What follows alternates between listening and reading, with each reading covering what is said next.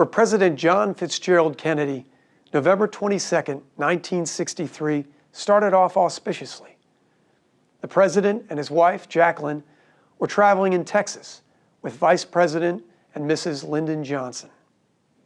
The day began in Fort Worth, Texas, where the president and Vice President and Mrs. Johnson attended a breakfast at the Hotel Texas. They then boarded a short flight to Dallas. Mrs. Johnson recalls the warm welcome they received from Dallas crowds. It all began so beautifully. The streets were lined with people, lots and lots of children, all smiling, placards, confetti, people waving from windows. We were rounding a curve, going down a hill. Suddenly, there was a sharp, loud report, a shot. 30 minutes later, at 1 o'clock Central Time, President Kennedy was pronounced dead.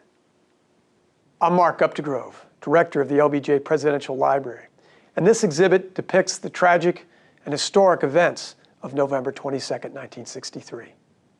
Sarah Hughes, a Dallas-based federal judge, swore Lyndon Johnson into office on Air Force One before the plane departed for Andrews Air Force Base outside of Washington.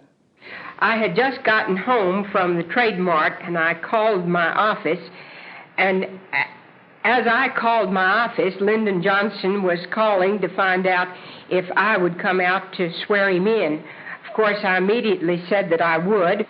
There was a Bible on the plane. I was told that it was a Catholic Bible, so I can assume that it belonged to President Kennedy. There were about 25 people in the plane. The Vice President stood up in front of me. His wife stood on his left, and Mrs. Kennedy had sent word in that she wanted to be present. They all stood in front of me, very, very serious, very, very solemn, not emotionally upset, but all showed sincerely that they realized how serious the occasion was. I gave Mr. Johnson the oath of office.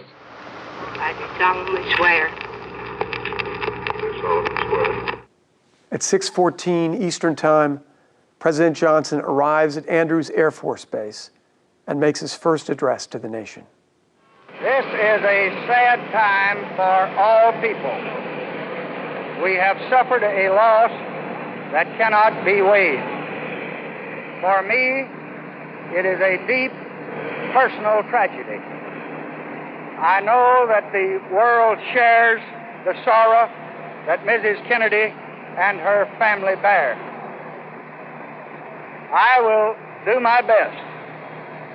That is all I can do. I ask for your help and God's. 2013 marks the 50th anniversary of the assassination of John F. Kennedy, when the nation lost its beloved leader and Lyndon Johnson ascended to the presidency. We invite you to the LBJ Presidential Library to reflect on this fateful day that changed the course of history.